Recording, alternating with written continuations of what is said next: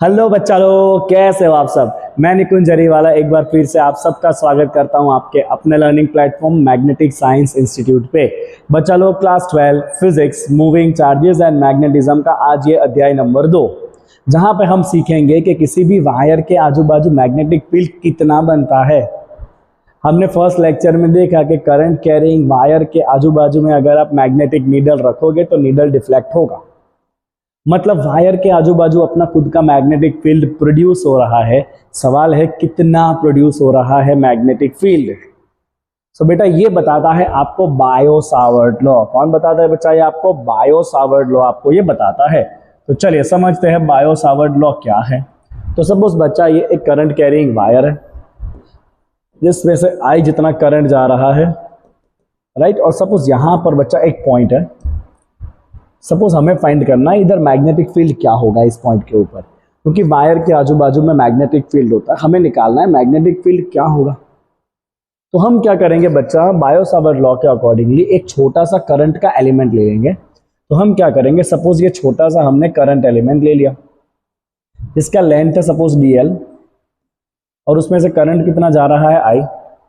ठीक है बच्चा, तो ये जो I dl हुआ इसे हम कहेंगे करंट एलिमेंट। क्या कहेंगे बच्चा? इसको हम कहेंगे करंट एलिमेंट। और इस करंट एलिमेंट से इस पॉइंट का जो पोजीशन वेक्टर है सपोज वो है r। ठीक है बच्चा, और ये करंट एलिमेंट और पोजीशन वेक्टर के बीच का एंगल है थीटा। समझे आप? हमने क्या करा, पूरे वायर का एक छोटा सा पार्ट कंसीडर कर लिया dl लेंथ का, जिसमें से I करंट जा रहा है। तो ये जो I dl बना उसे हम क्या कहेंगे, करंट एलिमेंट। और उस करंट एलिमेंट से position vector of the point is making angle theta. तो ये करंट एलिमेंट का कितना मैग्नेटिक फील्ड बनेगा ये बताया था बायो सावर्ट ने बच्चा।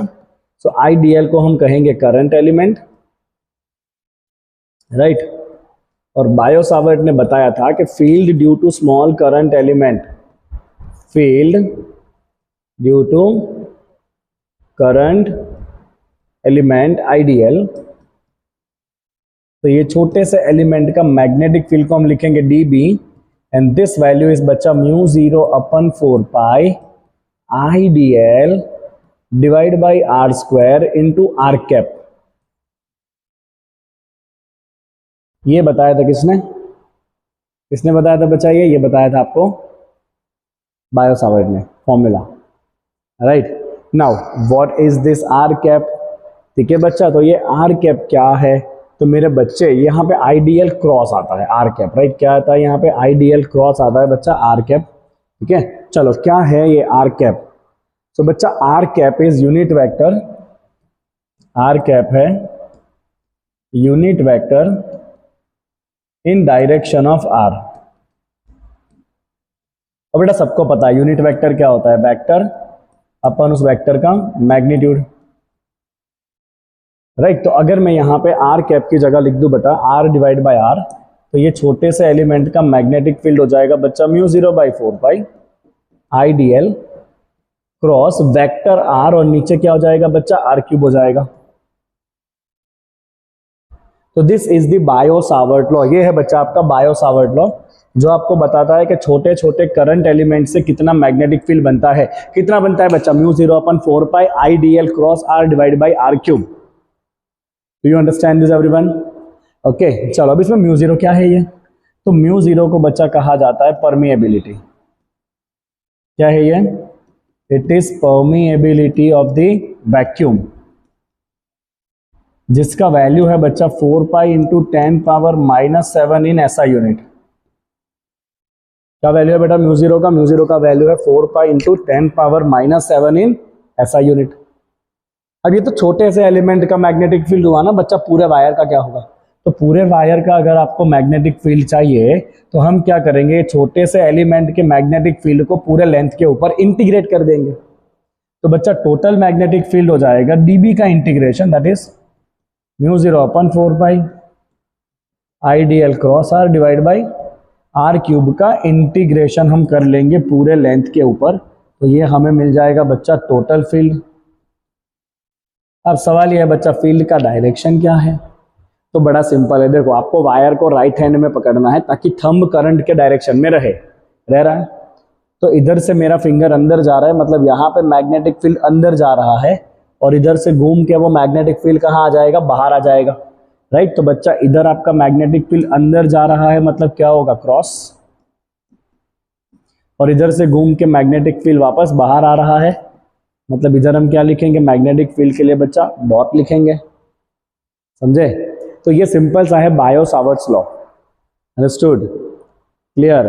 तो छोटे से करंट एलिमेंट का magnetic field IDL cross are divide by are cube, आगे क्या कांस्टेंट आएगा, म्यू 0/4 पाई।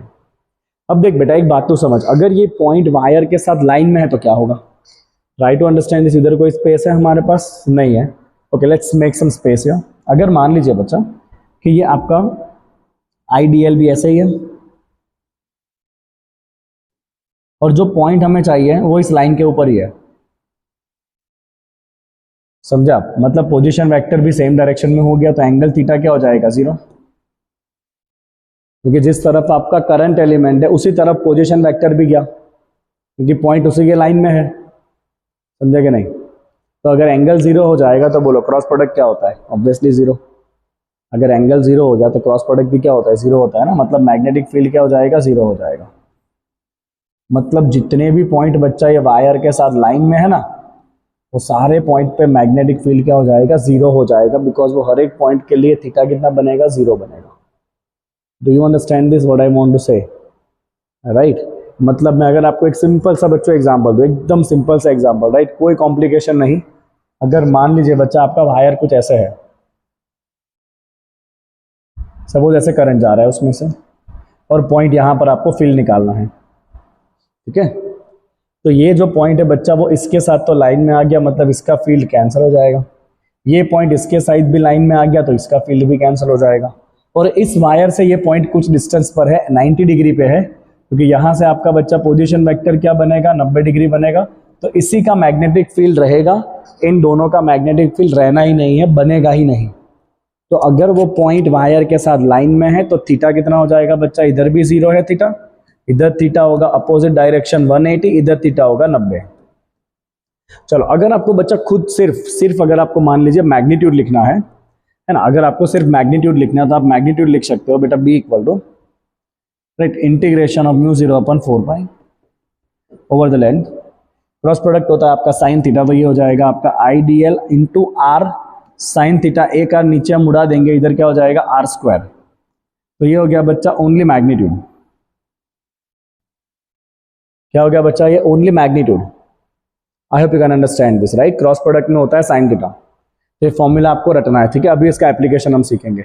चलो थोड़ी डिस्कशन हो जाए म्यू 0 के बारे में बच्चा। तो एक फिजिक्स का बहुत फेमस रिलेशन कि लाइट का जो स्पीड होता है, speed of light c, that is equal to 1/√of mu 0 into E0, one of the very famous formula। Speed of light is 1/√of mu 0 E0, याद रखना, इससे यूनिट बहुत पूछे जाते हैं, ठीक है। सो सिंपली अगर speed of light in medium है, ये तो वैक्यूम है, राइट। अगर स्पीड ऑफ लाइट किसी मीडियम में चाहिए तो म्यू 0 E0 की जगह हो जाएगा म्यू इंटू ई, मीडियम में स्पीड, राइट। अगर आपको चाहिए रिफ्रैक्टिव इंडेक्स तो बच्चा रिफ्रैक्टिव इंडेक्स क्या हो जाएगा, पढ़ा होगा आपने 10th में, c/v। c क्या है बच्चा, 1/√of म्यू 0 E0, ये रहा, और v क्या है 1/√of म्यू इंटू ई, इनवर्स हो जाएगा ना, ये हो जाएगा आपका mu by mu 0 into E by E0, है ना। ये ऊपर जाएगा, E0 नीचे आ जाएगा। अब म्यू बाई म्यू 0 को कहा जाता है बेटा म्यू आर, रिलेटिव परमिएबिलिटी, और ई बाई E0 को कहा जाता है ई आर, रिलेटिव परमिटिविटी। तो ये हो जाता है किसी भी मीडियम का रिफ्रैक्टिव इंडेक्स, जहां पे म्यू आर है रिलेटिव परमिएबिलिटी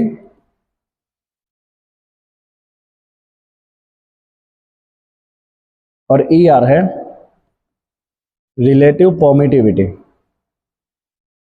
इसको हमने फर्स्ट चैप्टर में डाइलेक्ट्रिक कांस्टेंट भी कहा था, कैपिटल के, राइट।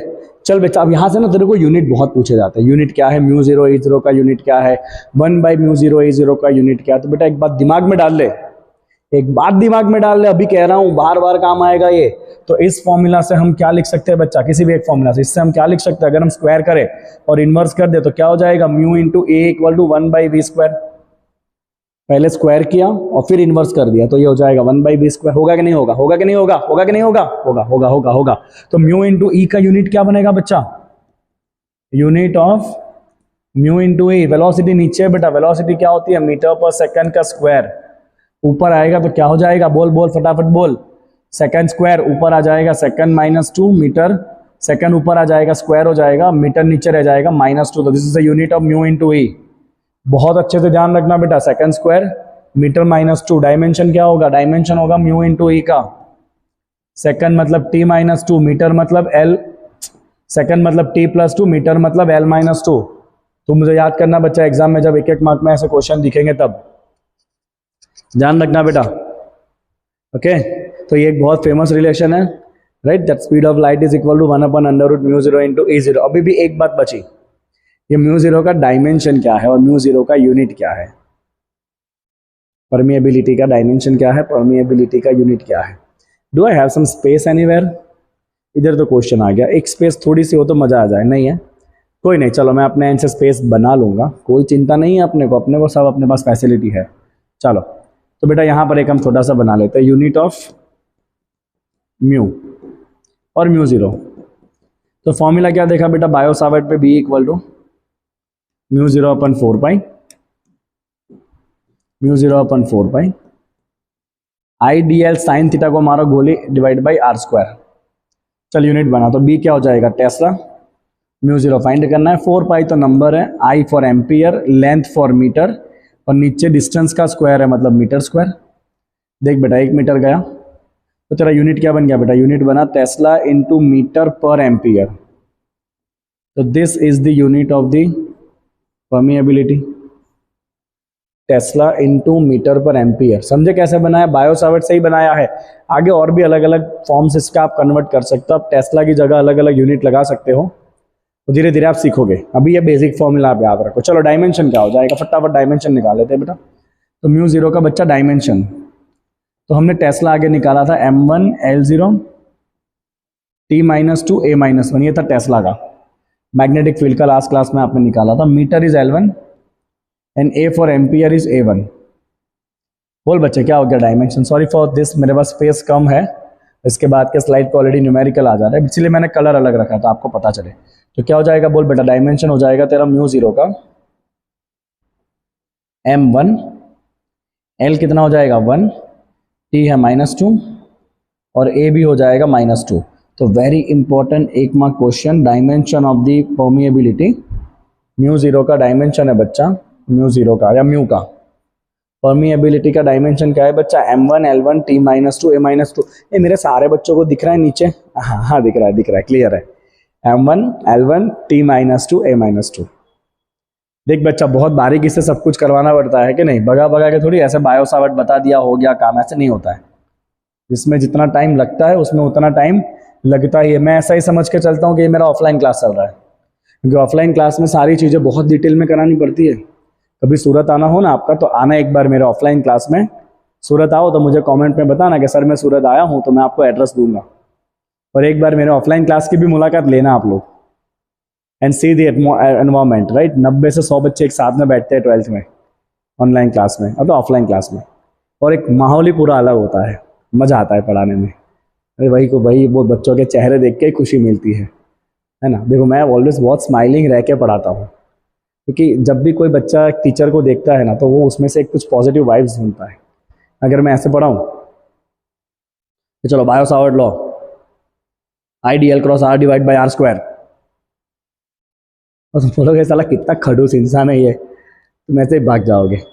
बट हम हमेशा हंसते मुंह से पढ़ाएंगे, भले थोड़ा स्लो चल रहे हैं बट चल रहे हैं, राइट। और मैंने आपको प्रॉमिस करा है कि मैं नवंबर दिसंबर तक तो पूरा खेल खत्म कर दूंगा, फिजिक्स केमिस्ट्री दोनों का। मैं रोज सुबह सोचता हूँ कि साला आज सुबह 7 बजे रिकॉर्डिंग चालू कर दूं। मैं रोज सोचता हूँ रात को सोते वक्त, बट वो रोज कभी हो ही नहीं रही है। 9 बजे मैं स्टार्ट करता हूँ रोज, और 11:30-12 तक रिकॉर्डिंग करता हूँ, फिर 12 से 1 में सब एडिटिंग करता हूँ, और उसके बाद 1 घंटा आराम करके 2 बजे से क्लास चालू, 8:15 8:30 तक। ऐसा रूटीन है तुम्हारे सर का। बोलो चलो बेटा, ये स्लाइड क्लियर है सबको, क्या फॉर्मूला है, speed of light 1/√μ0 speed of light in medium 1/μ medium का refractive index √μr into E R. अगर पॉइंट एक लाइन में है वायर के साथ तो कोई फील्ड उसका बनने वाला नहीं है। क्लियर? चलो अब आगे चलते हैं, क्वेश्चन देखते हैं बेटा। क्या सवाल दिया, फालतू सा सवाल है। एक छोटा सा यहाँ पे एलिमेंट है, राइट। आपको बताना है कि वाई एक्सिस के ऊपर 0.5 मीटर पे मैग्नेटिक फील्ड क्या है। मतलब ये वाई एक्सिस पे 0.5 मीटर पे इधर क्या मैग्नेटिक फील्ड है। तो बायो सावर्ट यूज करो। चलो बायो सावर्ट क्या कहता है बच्चा, तो आपका बायो सावर्ट रूल कहता है के क्या कहता है, B equal to μ0/4 I D L sine theta divide by R square. ये आपका formula, we are just finding the magnitude, right. I D L sine theta divide by R square, where is it, ये रहा ना magnitude, I D L sine theta by R square. Integrate नहीं करना है क्योंकि छोटा सा ही एलिमेंट दिया है, पूरा वायर दिया नहीं है। चलो μ0 का वैल्यू क्या बच्चा, 4 इंटू 10⁻⁻7 डिवाइड बाई 4 चलो कितना करंट कैरी कर रहा है बच्चा, ये 10 एम्पियर। डीएल, ये करंट एलिमेंट का लेंथ क्या दिया है, छोटू सा लेंथ है डीएक्स का लेंथ आपको दे दिया 1 सेंटीमीटर दिया है, दैट इज 10⁻⁻2 है ना बच्चे।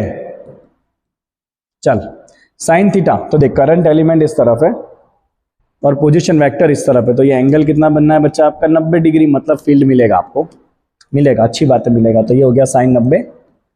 चल बच्चा डिस्टेंस कितना दिया है आपको बोल, तो ये कितना डिस्टेंस है, डिस्टेंस दिया है 0.5, ठीक है ना। क्या करना है बच्चा, डिस्टेंस क्या करना है, स्क्वायर।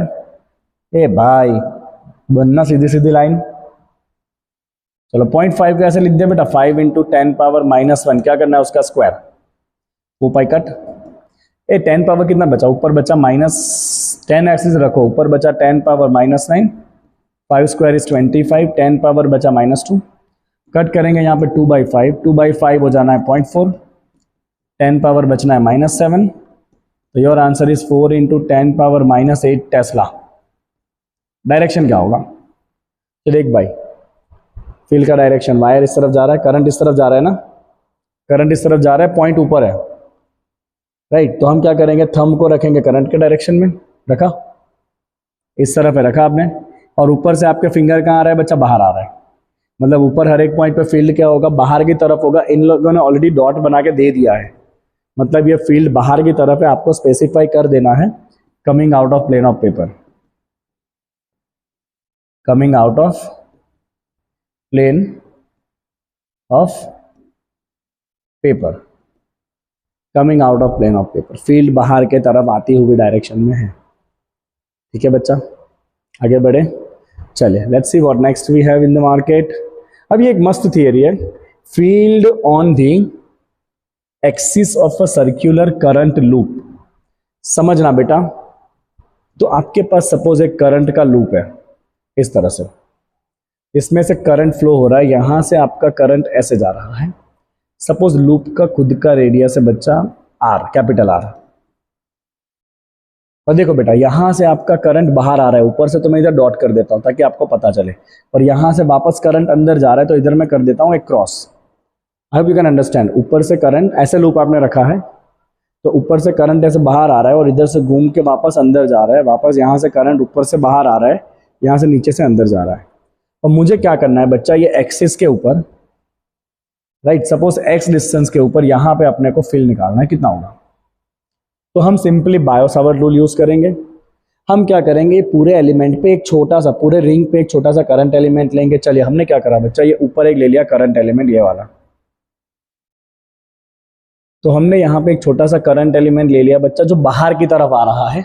अब ये वेक्टर इतना इजी तो है नहीं दिखाना, बट ये आईडीएल आपकी तरफ आ रहा है, बाहर की तरफ, क्योंकि ऊपर से करंट बाहर आ रहा है ना, तो छोटा सा एलिमेंट लिया जहां से करंट आपकी तरफ आ रहा है, बाहर की तरफ, राइट, ओके। एंड यहां से इस पॉइंट का पोजीशन क्या हो जाएगा बच्चा, तो यहां से इस पॉइंट का पोजीशन है, वाइट ही लेता है, यहां से इस पॉइंट का पोजीशन है सपोज आर, कितना है बच्चा, पोजीशन वेक्टर है आर, समझे कि नहीं समझा आप, राइट। तो ये एंगल क्या हो जाएगा बेटा, आईडीएल आपका बाहर आ रहा है, ठीक है, देखो आईडीएल ऐसे बाहर आ रहा है और पोजीशन वेक्टर ऐसे क्रॉस है।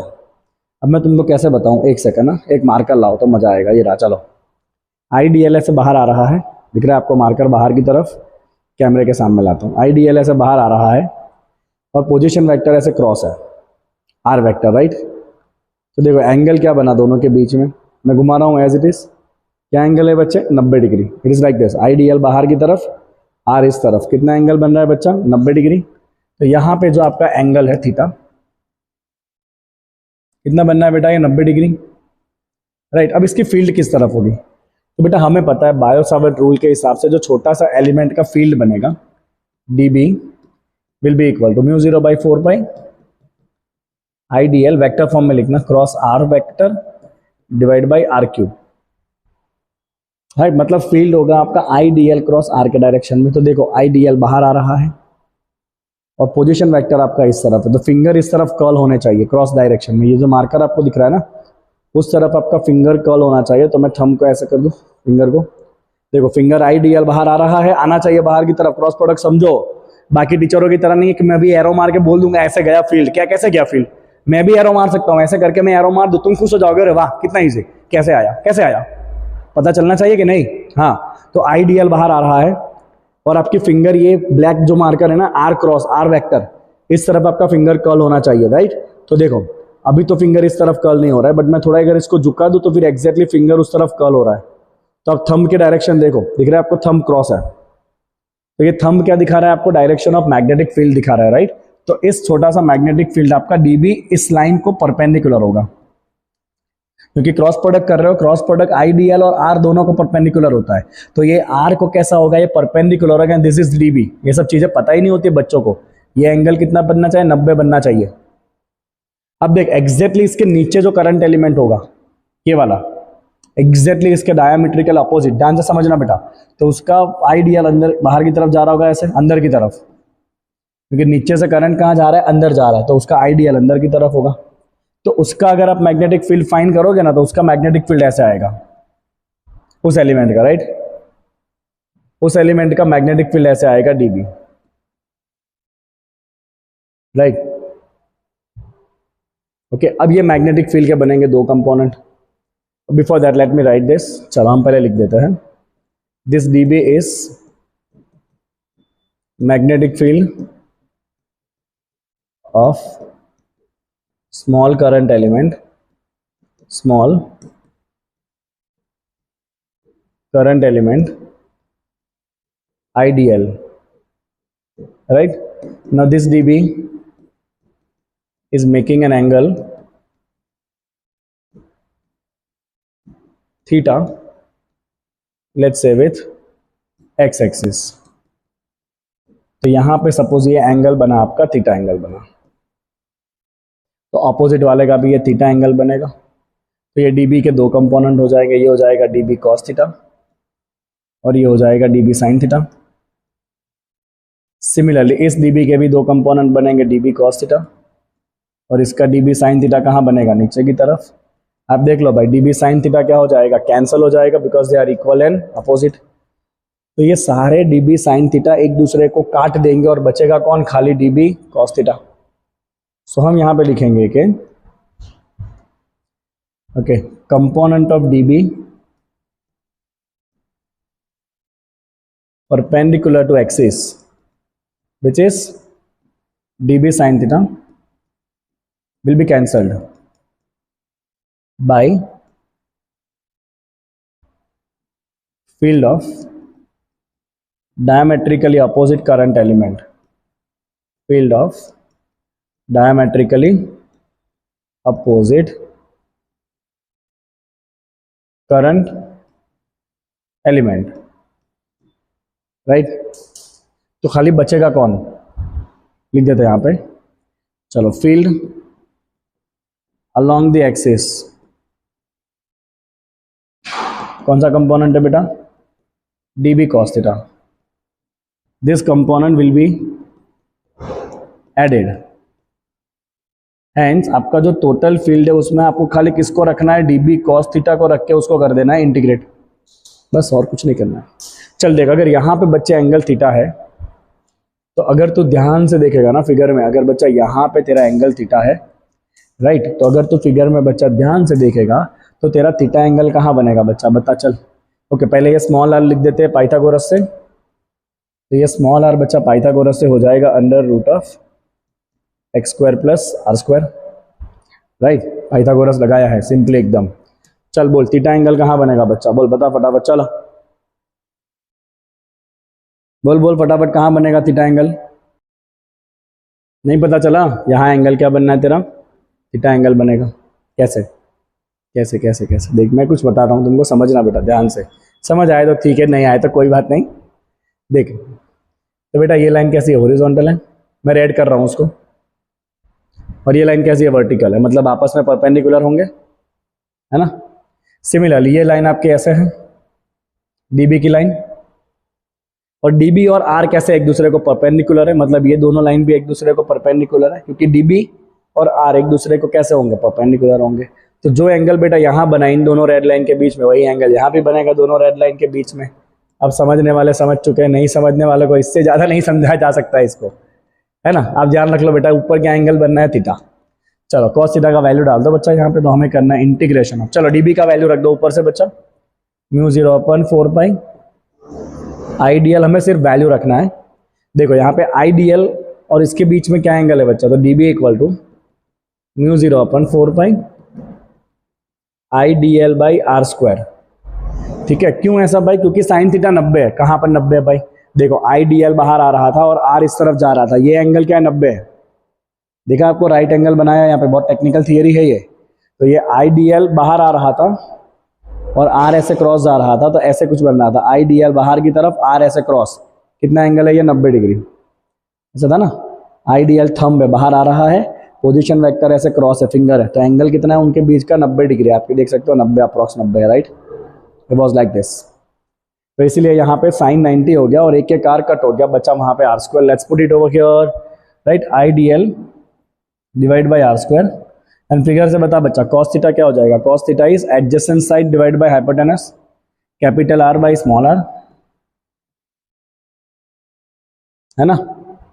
समझे कि नहीं समझे आप लोग? चलो अब इंटीग्रेशन करना है आपको। म्यू 0 कांस्टेंट, 4 पाई कांस्टेंट, करंट कांस्टेंट्स, ये डिस्टेंस स्मॉल आर भी कांस्टेंट रहेगा। कहीं से भी आप डिस्टेंस लो, रिंग है, रिंग से कहीं से भी आप डिस्टेंस लो, सेम ही आएगा। तो आर भी कांस्टेंट, रेडियस भी कांस्टेंट। इंटीग्रेट सिर्फ किसका होगा? डीएल का। तो जब पूरी लेंथ, पूरी रिंग के आप छोटे छोटे DL DL DL DL DL DL DL DL जोड़ दोगे तो पूरी रिंग बन जाएगी। पूरी रिंग का लेंथ क्या हो जाएगा? 2 पाई आर। तो हम क्या करेंगे, सारे टर्म को बच्चा बाहर निकाल लेंगे। म्यू 0 बाहर, 4 पाई बाहर, राइट, ओके, आई बाहर, आर बाहर, नीचे से आर क्यूब बाहर, और इंटीग्रेट सिर्फ किसका करना है आपको? डीएल का। अब पूरे डीएल का इंटीग्रेशन, और कुछ नहीं होना है, क्या होना है? 2 पाई आर होना है। Let's me just put the value now, let's end this here. Mu 0/4 pi I R by are cube बचा हुआ है, mu 0/4 pi I R by are cube. और पूरे डीएल का इंटीग्रेशन हो जाना है बच्चा 2 पाई आर। चल पाई पाई कट, यहाँ आ गया 2। देख तेरा फॉर्मूला बना बच्चा, mu 0 I are square divide by 2 into R cube. बोलो ये स्मॉल आर क्या था बच्चा? पाइथागोरस से अपने निकाला था, क्या था ये small r? Under root of x square plus are square. आगे निकाला ना पाइथागोरस से, उसका करना है क्यूब। तो ये आ गया आपका final equation, mu 0 I are square divide by 2 into x square plus are square. क्या पावर लिख सकते हैं बच्चा? 3/2 पावर। लो, this is the magnetic field of the ring. अगर एन टर्न्स है, राइट, और पहले सेंटर पे निकाल लेते, चलो बी एट सेंटर। तो सेंटर पे ये x क्या हो जाएगा? 0। x कितना हो जाएगा? सेंटर पे 0। If you put x equal to 0, ये गया, ये आर स्क्वायर उड़ जाएगा। क्या बचेगा नीचे? R cube, r square by r cube, r square उड़ जाएगा, एक आर नीचे बच जाएगा। तो सेंटर पे आपका फील्ड हो जाएगा बच्चा म्यू 0 आई बाई 2 आर। अगर n टर्न्स है, बहुत सारे टर्न्स है, तो एक ही टर्न था। अगर बहुत सारे टर्न्स है तो सारे टर्न का फील्ड एक दूसरे को ऐड करेगा, field become n times. If there are n turns, तो n टर्न के केस में आपका मैग्नेटिक फील्ड बन जाएगा बच्चा mu 0 I are square divide by 2 into r square plus x square power 3/2। ये एक टर्न का है, ऐसे इंटू क्या कर देंगे? n कर देंगे। तो ये हो गया फील्ड फॉर n टर्न्स। बोला ये बात समझ में कैसे डिराइव किया? वापस एक बार आपके सर आपको स्टेप बता देंगे, फटाफट आप देख लेंगे सारे स्टेप्स को बच्चा। ओके, तो हमने रिंग लिया, रिंग के एक्सिस पे एक्स डिस्टेंस पे हमें चाहिए मैग्नेटिक फील्ड क्या होगा, रिंग में से जा रहा है करंट आई। तो हमने क्या करा, रिंग के टॉप पे एक एलिमेंट लिया जिसका मैग्नेटिक फील्ड हमने फाइंड किया, ऐसे क्रॉस आया थीटा एंगल पे, एग्जैक्टली अपोजिट जो करंट एलिमेंट है उसका मैग्नेटिक फील्ड भी आया क्रॉस अपोजिट डायरेक्शन में। दोनों मैग्नेटिक फील्ड के दो कंपोनेंट, कॉस एक ही तरफ है, साइन अपोजिट है, साइन उड़ जाएगा तो बचेगा खाली कॉस कंपोनेंट। कितना होगा ये dB, तो मैग्नेटिक फील्ड होगा mu 0/4 pi I D L cross are divide by are cube. और आई डी एल और आर आपस में कैसे परपेंडिकुलर है, आई डी एल बाहर आ रहा है, आर इस तरफ जा रहा है, दोनों एक दूसरे के परपेंडिकुलर है, तो इसीलिए यहाँ पे आप एक छोटा सा पॉइंट लिख दीजिए, अदरवाइज आपको कंफ्यूजन होगा। I D l is perpendicular to r. तो यहाँ पे हो गया साइन 90 का वैल्यू 1, एक के कार उड़ गया, बचा आर स्क्वायर। और मुझे dB का खाली कौन सा कंपोनेंट इंटीग्रेट करना है, कॉस कंपोनेंट, क्योंकि कॉस ही बचेगा, साइन तो सबका कैंसिल हो जाएगा। तो फिगर से मैं देख पा रहा हूँ कॉस थीटा क्या होगा, adjacent side by hypotenuse capital R by small r, सारे कांस्टेंट बाहर, और इंटीग्रेट करना है सिर्फ ये डीएल का। और जब पूरे डीएल को जोड़ दोगे तो पूरी रिंग कंप्लीट हो जाएगी, और पूरी रिंग का लेंथ क्या होता है बच्चा, 2 पाई आर होता है। Now simplify this, small r की जगह पाइथागोरस अप्लाई करके रख दो, सेंटर के लिए एक्स कर दो 0, यू गेट योर आंसर। अगर एन टर्न्स है फुट वैल्यू ऑफ एन। तो ये हो गया बच्चा आपका magnetic field due to current carrying ring. Okay, let's see what next we have. एक आध दो न्यूमेरिकल हो तो मजा आ जाए। 4.6 है, 4.7 है, चलो दो न्यूमेरिकल करना है, and then we will heading to the Ampere circuital, but not in this lecture, that will be in the next lecture. But before that पहले इसको समझ लेते हैं क्या दिया है। हाँ, डायरेक्शन कैसे निकालेंगे बच्चा फील्ड का, बड़ा सिंपल सा है बेटा। देख, अगर ऐसे तुम्हारा लूप है, मतलब यहां से करंट बाहर आ रहा है, इधर से करंट अंदर जा रहा है, तो सिंपली क्या करना है आपको, राइट हैंड लेना है और फिंगर को करंट के डायरेक्शन में कर्ल कर लो। क्या करना है, फिंगर को करंट के डायरेक्शन में कर्ल कर लेना है, तो it will be looking like this, जैसा बने वैसा। हाँ, समझ जाना आप लोग क्या बन रहा है ये। ऐसे तो मेरा ड्राइंग थोड़ा अच्छा है, इतना भी खराब नहीं है मेरा ड्राइंग, राइट। तो देखिए क्या करा बच्चा, मैंने राइट हैंड लेना है मुझे, कौन सा हैंड लेना है, राइट हैंड। मैंने क्या करा, फिंगर को कर्ल कर लिया in the direction of current. तो ये थंब क्या देगा बेटा आपको, direction of magnetic field. Finger को करंट के डायरेक्शन में आप कर्ल कर लो राइट हैंड को, थंब डायरेक्टली आपको क्या दे देगा, डायरेक्शन ऑफ मैग्नेटिक फील्ड दे देगा। समझे ना, कितना मस्त फिगर लग रहा है ये, है ना। चलो आगे बढ़ते हैं, क्वेश्चन समझो बच्चा क्या दिया हुआ है। A straight wire carrying current of 12 ampere bent into semi-circular arc of radius 2 centimeter as shown. Consider the field B at the center of the arc. What is the magnitude of the field due to the straight segments? In what way the contribution to B from the semicircle differ from that of the circular loop? And in what way does it resemble? Would your answer be different if the wire were bent into the semicircular arc of the same radius but in opposite way? तो सबसे पहले बेटा ये सीधे सीधे segment का field निकालते हैं। तो हम लिखेंगे बेटा field due to straight segment. अब देखो तुम याद करो, तुम्हारे सर ने एक फिगर बनाया था 2 स्लाइड के पहले, याद आया तुमको। तो देखो स्ट्रेट सेगमेंट और उसके बाद आर्क है और फिर ऐसे है, और बेटा आपका पॉइंट यहाँ पर है। तो देखो जो भी आपके स्ट्रेट सेगमेंट है बेटा, इस सेगमेंट के लिए आपका आई डी एल और आर के बीच का एंगल क्या हो जाएगा, 0 डिग्री, ठीक है, क्योंकि करंट एलिमेंट भी बच्चा इस तरफ है और पोजीशन वेक्टर भी इसी तरफ जाएगा, तो यहाँ पे थीटा क्या हो जाएगा, 0। और इस सेगमेंट के लिए करंट एलिमेंट इस तरफ होगा और पोजीशन इस तरफ है, मतलब थीटा हो जाएगा 180। और बायो सावर्ट के अकॉर्डिंगली अगर पॉइंट लाइंस के साथ होता है, वायर के लाइन पे होता है, तो उसका कोई फील्ड वहाँ पे बनता नहीं है। तो हम सीधा सीधा लिखेंगे कि there is no field due to straight segment, there is no field due to straight segment. Why, as ideal and position vector are making angle 0 degree और 180 डिग्री। चल खत्म। Now what is the magnetic field due to this segment. क्योंकि वो segment का तो field बनेगा ना। तो ये हाफ सर्कल आप कंसिडर कर सकते हो। तो पूरे सर्कल के सेंटर पे फील्ड क्या था मेरे बच्चे, म्यू 0 I बाई 2R। कहाँ है कहाँ है कहाँ है, ये रहा। तो अगर आधा ही टर्न है तो फील्ड क्या हो जाएगा, इसको आधा कर दो। सो हम लिखेंगे कि field due to, second part, field due to arc. तो बेटा यहां पे हम नंबर ऑफ टर्न कितना कंसीडर कर लेंगे, 1/2। तो करंट कैरिंग रिंग के सेंटर पे कितना मैग्नेटिक फील्ड होता है बच्चा, तो पूरे रिंग का होता है म्यू 0 I बाई 2R। और क्योंकि आधा ही टर्न है तो आगे क्या आ जाएगा, हाफ आ जाएगा। चलो म्यू 0 का वैल्यू क्या है बच्चा, 4 पाई इंटू 10⁻⁻7। ये करंट कितना जा रहा था सेगमेंट में से, 12 एम्पियर ये रहा, डिवाइड बाई 2 इंटू आपने रेडियस कितना बनाया था, 2 सेंटीमीटर था, 2 इंटू 10⁻⁻2। कितना टर्न है बच्चा, हाफ टर्न है।